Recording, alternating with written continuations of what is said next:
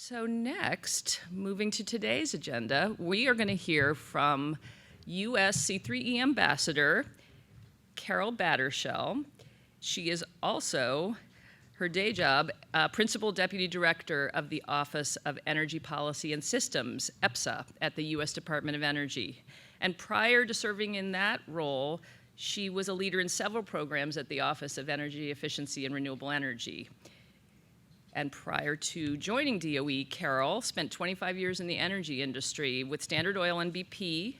And at BP, she served as Vice President of Policy and Strategy for BP Alternative Energy, where she was instrumental in developing the strategy and business case for an $8 billion investment to launch and grow the new BP Alternative Energy division.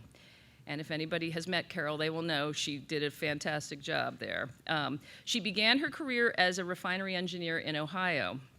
So today she's going to talk to us about some of the dramatic changes that we're seeing taking place in the electric system, including the work that DOE is doing to assess and improve grid resilience and reliability. So thank you, Carol.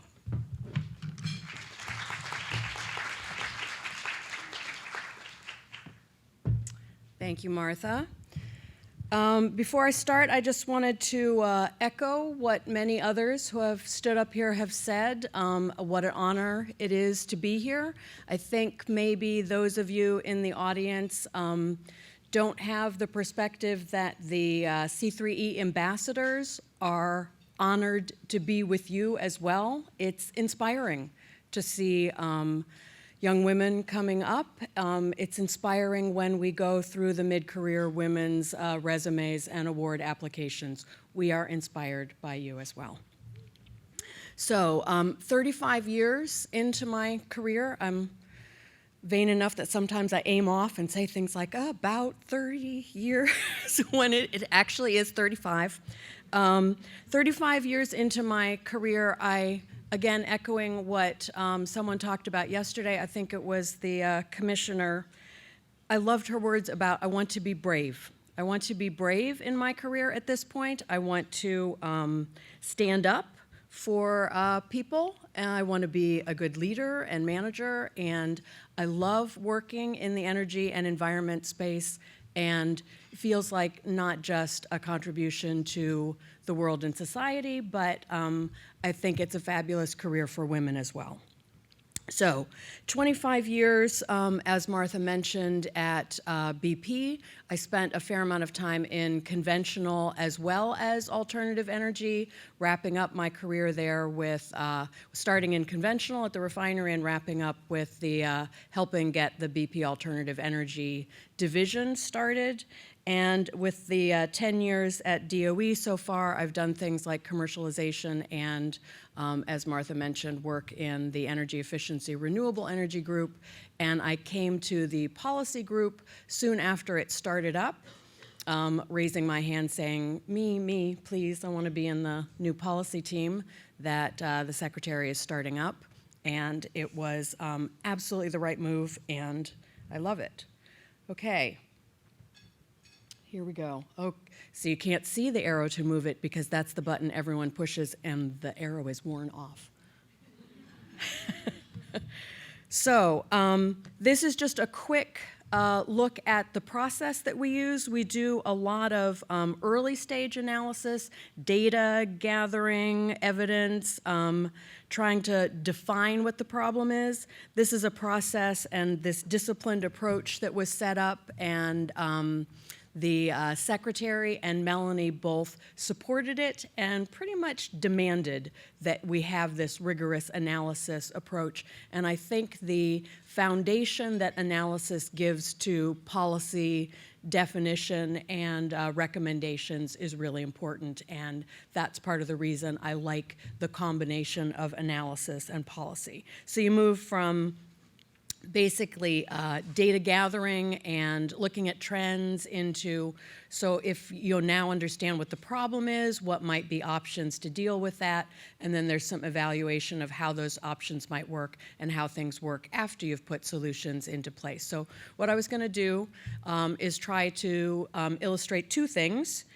Both give a few examples of the types of analysis DOE has been doing in this energy space, as well as maybe this would have been ideal before we got into some of the other electricity presentations, a little background on a very complex topic of the electricity system and how it works. So a little education and a little showing off what some of the fabulous analysts in DOE have been doing. So first, some data.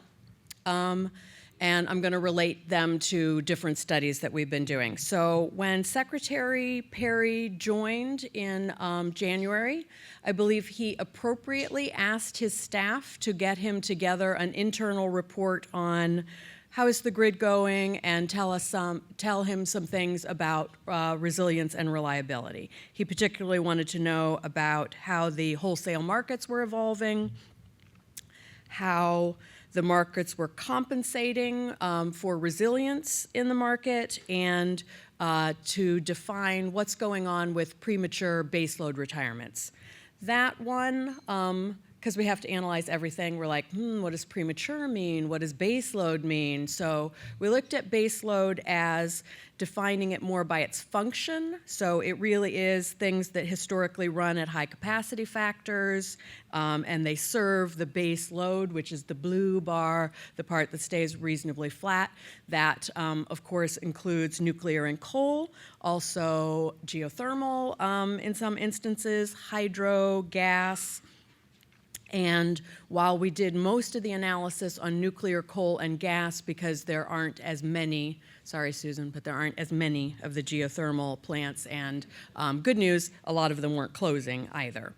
On premature, we decided not to define it. It meant so many things to so many different people. We're like, we're just gonna look at dates when things retired and then analyze that.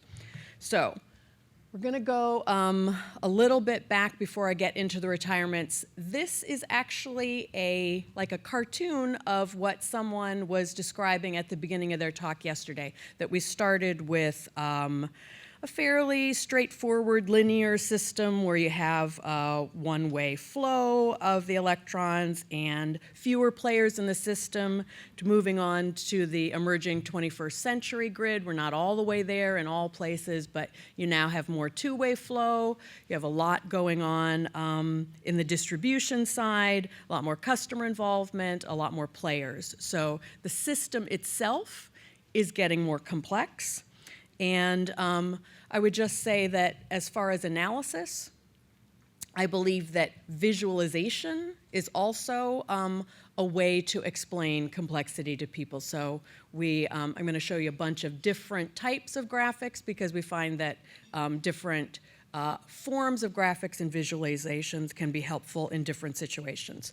So that's a little complexity on how the system itself and its components are getting more complex.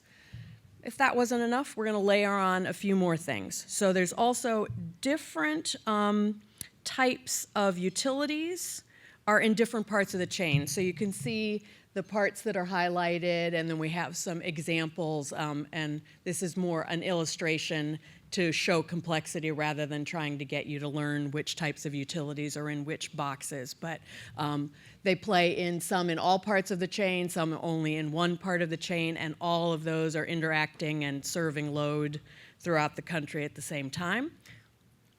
I should pause and reflect on part of why I love working on this is because it's so complex. Lots of things to analyze in complexity, and I kind of glossed over something in an earlier slide.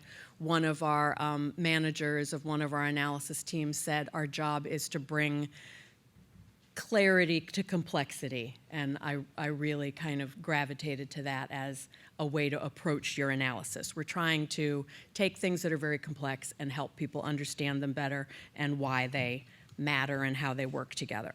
So that's kind of who's in different parts of the chain, and then this is different types of utilities, and again, not trying to have you read every bit of this complicated slide, but showing another type of visualization, which is you've got the types of fuels down one side, so coal, gas, nuclear. Then these are all individual utilities. Their size is their terawatt hours that they produce. And then the color coding is the type of utility it is.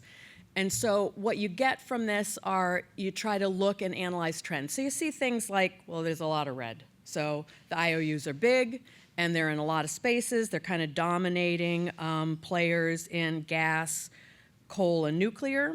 You can also pull out a few things, like if you look down at the hydroelectric, and you can read the teeny tiny legend, you see that the light blue is government ownership, and I'm not sure if everyone knew, but a good portion, about half of the hydroelectric facilities in the US are actually owned by the federal government.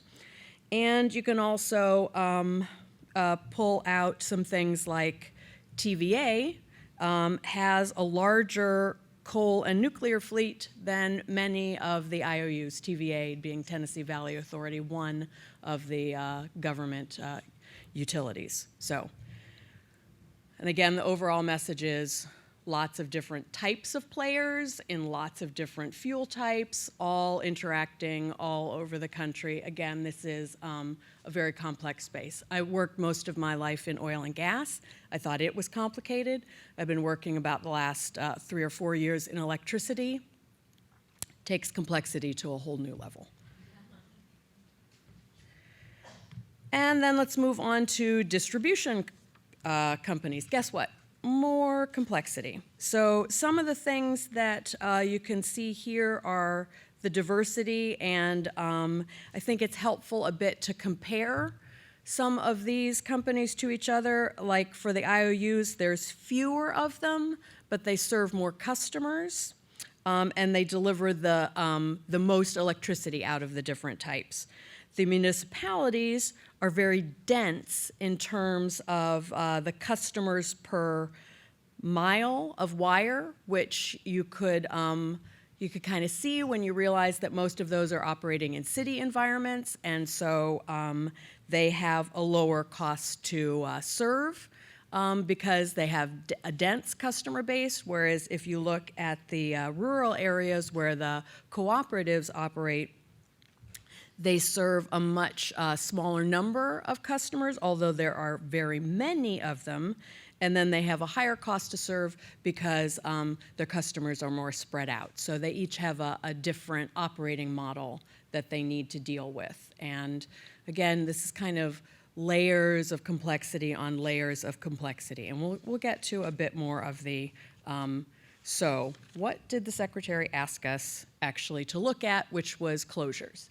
So what we notice a lot about the closures is some trends. So we took lots and lots of data, and we started organizing it on maps because a lot of people, as we talked about yesterday, want to look at what are the geographic and the regional impacts. So let's first just kind of get familiar, because I'm going to layer some more maps on top of this. This is a time period. This is 2002 to 2006. If you can see the triangle shape, that's merchant facilities, and the circles are vertically integrated.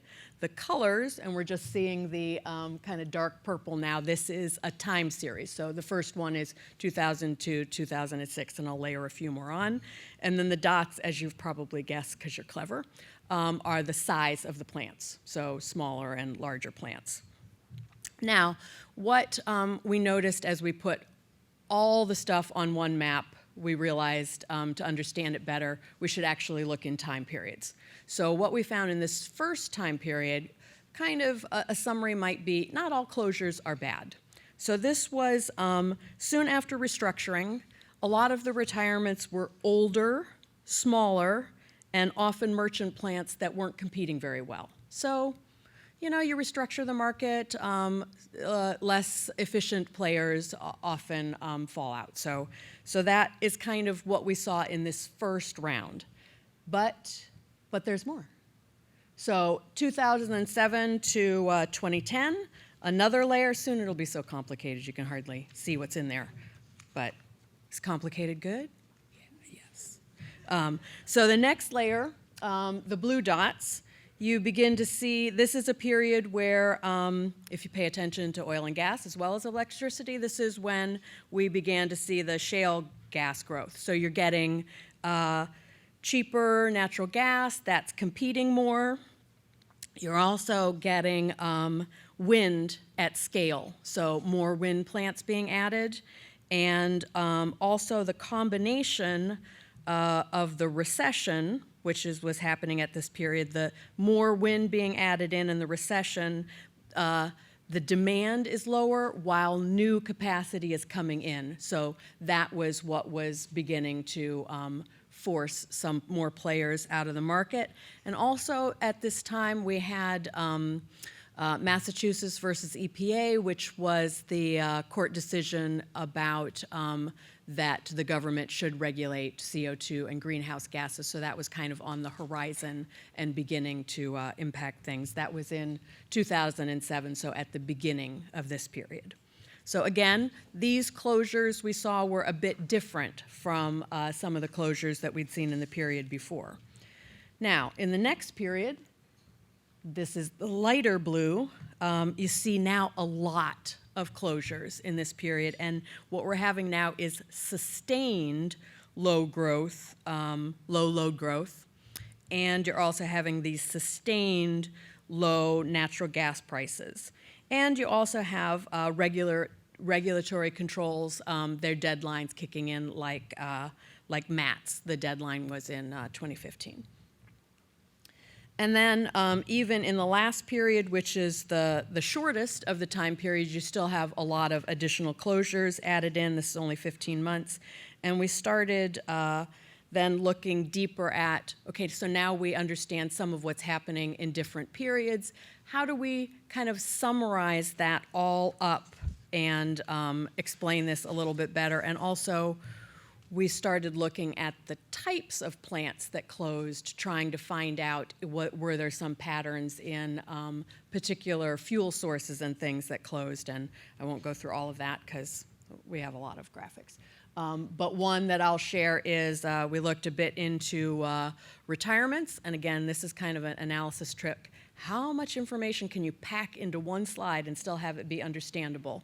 So the blue bars are their operating license duration, and then the red X's are when they've announced a plant closure. So what you see here is a trend of a lot of plant closures announced before their license was expiring. So it's like, well, that's not the reason, because it's not about licenses expiring. And then the other piece of data packed into this is, if you can see the boxes around a few of those plants, those were ones that had announced closure, but then there was state action. So the states are having a role in here that kind of kept those plants from, saved those plants. All right, so that was, again, lots of raw data. How do you analyze raw data? And then the next thing we often do is, so kind of what were the trends that we saw there, and what were the drivers of those trends? And I've talked about each of these a bit, but we distilled it into what were the biggest drivers. And for this particular study, there were 4 things, and the one that seemed to contribute the most was the advantage economics of natural gas. The market is working, natural gas was just cheaper, and it was causing the closure of other plants.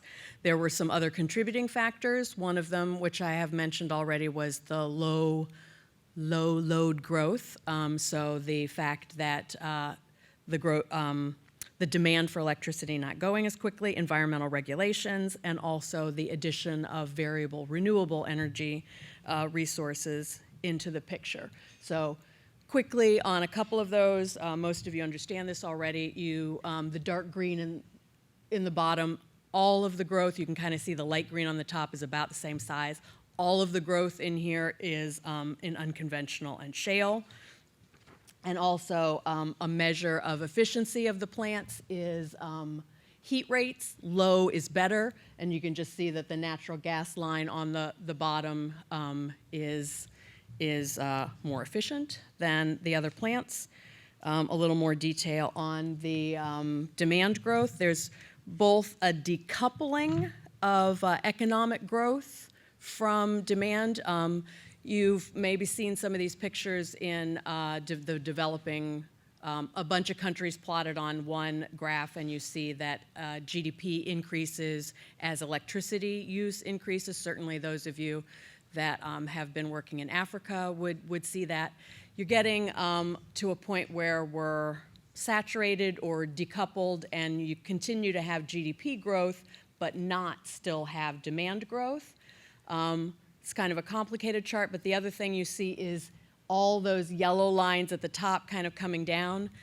EIA, which is a branch of the Department of Energy, forecasts demand growth, and they've been forecasting for some time, and not just EIA, many people, that demand growth would keep growing. So that's kind of their successive year forecast, kind of moving from, oops, it's a little lower, oh, a little lower, a little lower, a little lower. And so again, hard for the utilities to manage in how much is load going to continue growing, how many plants should we build, what should we close, and it's been more pessimistic than most people were forecasting.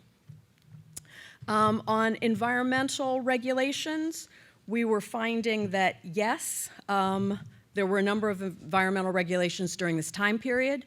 A number of, and a very important word in the first slide is reported, or the first bullet is reported.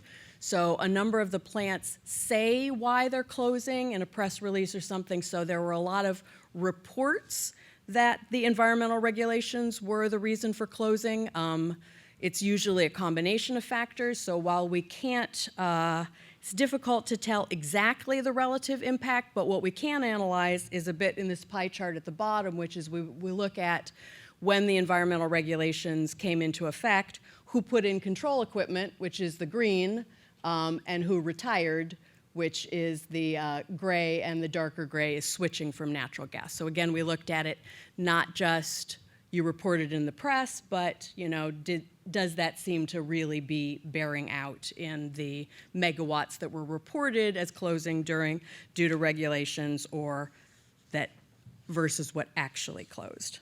All right, one more on the trends. This is on variable renewable energy penetration. There's a lot of talk. Again, we like to dig into the data. Something that you hear is that the variable renewable energy is where you have higher penetration of that, you're getting more closures. We're like, well, is that true? So you look at the graph, and on the x-axis you have how much variable renewable energy do you have in that region, and on the y-axis you have what has retired, and the two things that are connected are the overall retirements and then how much of that was coal and nuclear. Basically, this is scatter. You look at it a lot to try to get the trends, and if it was saying when you have higher variable renewable energy, you get higher closures, you would see a pattern where as you move this way, you get higher closures, and you get a higher percentage of those closures being nuclear and coal, and I would defy you to find that pattern in that set of data. But we went through and plotted it and said, can you find causation? Can you find correlation? And region by region, we were unable to find that. It doesn't mean that the variable renewable energy isn't having an impact, but it didn't seem to correlate with higher closures in particular regions by penetration. All right, and then we kind of sweep everything up all together. I've talked about this first one already, those 4 factors for power plant retirements. We also looked at some findings related to reliability and resilience, and while the bulk power system is reliable right now, there were some longer-term concerns about the patterns continuing, and there was definitely some things we found about resilience and it not being compensated well, and also growing dependence on natural gas because it's making such inroads in the system. And we were asked to look at, those 3 groups were the things that we were asked to look at. Also on wholesale markets and affordability, there are massive changes. and those bring challenges to the electricity markets as they're designed. And also, not everything that is talked about that individuals here might value, what's important to you in an electricity system, it's not always priced in the system. There were several conversations yesterday about, well, carbon is not priced in. There are a number of other things that don't have prices associated with them. So as I mentioned before, you take all of the data and the trends and the findings, and then you try to work into what is that telling you. And again, in the early system, if you just look at the X and the Y axis, it used to be that we were really just trying to trade off reliability and price. Those were the two variables that you were trying to manage. And even with that, it's difficult because you want it to be reliable and you want it to be affordable, but they kind of work against each other often. But now we're talking about, well, we want jobs. We also want it to be clean. We want it to be resilient in addition to being reliable. We want it to be safe and secure from cyber threats. And we want a lot of things, but we are not pricing all of these things in all places. Some markets have put some additional factors in, but not all of them. And so we get to recommendations, and not surprisingly, and again, this is an internal report, so these were hints that we were giving to our secretary. If you wanted to look at things that we think are important and data says need some more attention, they would be things like this. And there were some things inside the Department of Energy that would need more R&D. There's also things that FERC could act on, like the valuation that I was just talking about, and some things in the NRC about renewing licenses and some permitting with costs could also be important. Now, I don't expect you to internalize all of these, and these are not all of the recommendations, but luckily for you, the full report is available on the DOE website. Even though it was internal, people were very curious about what we were doing, and so we decided to publish it. So I mentioned when I first started that we do data through findings and recommendations, but also after things are implemented, you kind of see how did that go and what could you learn from that, and kind of, rinse and repeat. So you a lot of data, recommendations, you implement things, and then you analyze how is that going on. So we could analyze forever because we implement things and then we analyze again. So in this topic, I'm going to move to a different set of analysis. It's not analysis as much.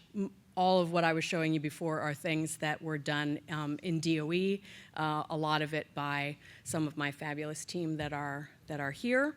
I'm moving into a slightly different topic on hurricanes and resilience, which I think is tangentially related but also important. And so I'm going to feature a little bit of analysis that DOE has done, but also some other sources of information, and just kind of illustrate the implementation and lessons learned part of analysis. So this is a Politico Pro graphic that put out that talks about hurricanes just since 2000. Since 2000, and causing more than $1 billion in economic damage. And you can see some of the ones that, depending on what region you're from, that you might be more familiar with. And this one only has an estimate for Harvey at the bottom, and Irma and Maria, two new at that point, and not in that graphic. So a lot of high-impact storms, which makes us think about resilience and what should be happening on resilience. So after storms, the utilities do a lot of work on resilience, and I'll feature a couple of those. So post-Katrina, Entergy did a fair amount of work on resilience, and if you look at the graph and kind of work the opposite way you usually do for time, Katrina was the earlier storm, and the later storms are on the other side of the graph, and what you see is the later storms, the recovery time was faster. And this, I believe, was directly related to a number of the hardening investments they made. So when you make a lot of investments, you really want your graph to look like that after you've done a bunch of investments. And Also, some of the information that they were able to share was in the early storms, what they were doing was actually repairing the transmission structures, whereas in the later storms, it was faster recovery because they were doing things like replacing insulators on the towers. So the hardening did seem to be making an effect. And another storm, post-Sandy, some lessons from New Jersey PSE&G that invested, like $1 billion in their resilience efforts.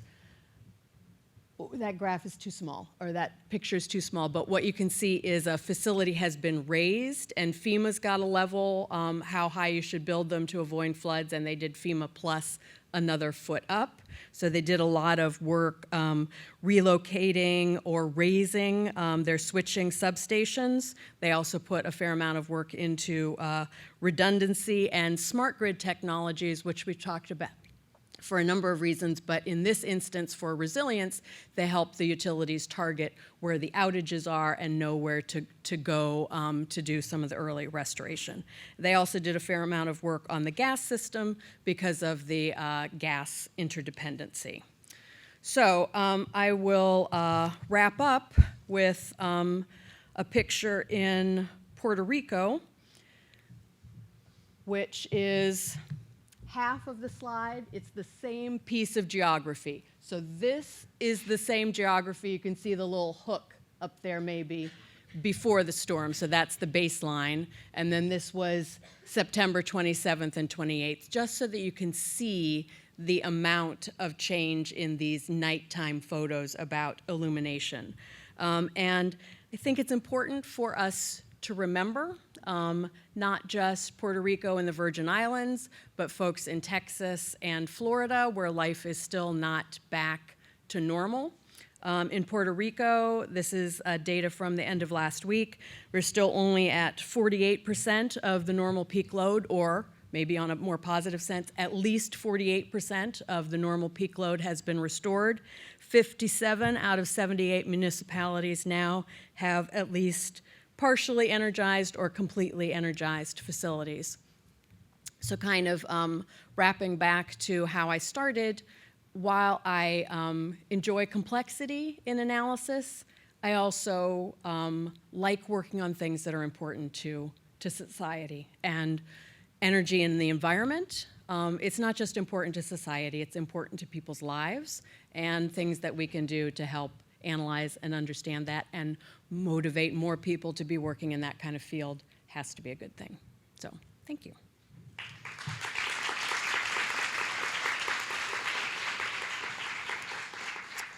I wasn't paying attention over here at all. Did I get the hook and just didn't know? So since I didn't get the "you are completely out of time, you're past out of time" sign, perhaps if there's questions, I could take some of those. There's a question in the back.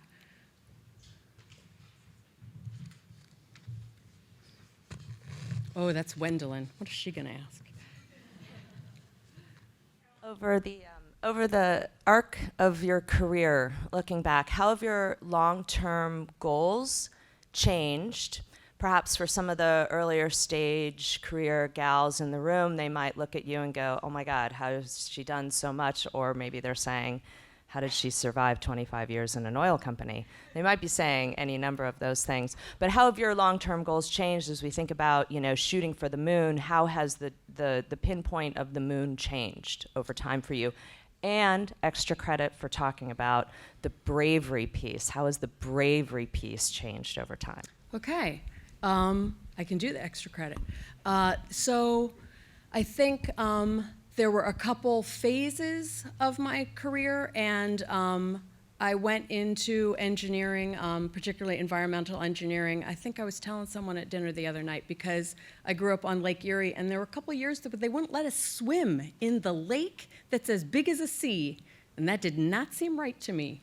So I went into environmental engineering a long time ago, way before it was fashionable, and so I did that early in my career. I did refinery work and that, and so I was really motivated in that, and basically all about working for quite a while. And I felt fortunate that a girl from Ohio was working in a company that an international company bought. And all of a sudden, I was like, maybe I could work overseas. I wonder how I can compete for that. And it turns out not everyone wanted to go. I don't know what was wrong with them, but I'm like, me. So there was certainly a phase where I just wanted to do more things. I like having an impact. I got into one of their high potential programs. And I remember my assessment from that said, and I'm pretty sure they meant it like as a cautionary thing or, a criticism, but it said, her abilities may exceed her ambitions. And I'm like, that's a good thing. Well, what if it was the other way around? How horrible would that be? But I wasn't so much ambitious as I like making a difference. And I would tell my sisters, they offered me a new job, it's gonna be really hard, I have to move, it's something I've never done before. And they're like, is that a good thing? I'm like, yes, it's gonna be great, it's gonna be so hard. So I had many years like that where I just wanted to do the next big, hard, difficult problem. And I liked working in industry a lot. It was very tiring, and it took most of my life.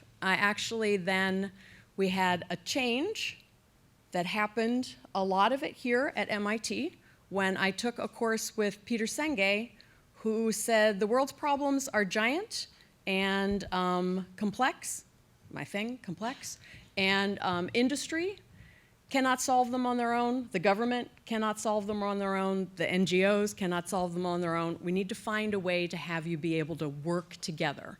And I took like an 18-month course where we came to MIT once a year, we met with people from NGOs, and I'm like, okay, government, that's the part that's not really working. I was in industry when they were making investments, we had the technology, we had, it seemed to me, a willingness to do it, but the government part was not quite there. So I joined the DOE. I was gonna fix the government. But you have to have high goals. I have de-scoped a bit, but I am making a difference, I hope, in my piece of the government. But I went from industry into public service because it seemed another place to make a difference. Not compensated quite as well, but that's not everything. And I like leverage. So I was working in a big company, I could do big things. I was working in a federal government, I could do big things. But it did shift more to giving back and trying to find a way to make a difference, as opposed to the thing that was the most interesting to me at the time. And I really was taken with the bravery comments yesterday. I don't know if I'm being as brave as I need to be, but I do feel in the latter years of my career, it's like, what are they gonna do to me? So I feel like I have more liberty to say things that maybe I always wanted to say, but was worried what it would do to me. I do have wise counsel often saying, leave that alone, that is not your battle. And I'm like, no, fight all battles. Really, this one too? I'm like, yes, all of them, all of the injustices. Lindsay, my chief of staff and also wise counsel, said, I remind her of her husband, who she describes as a justice gnome.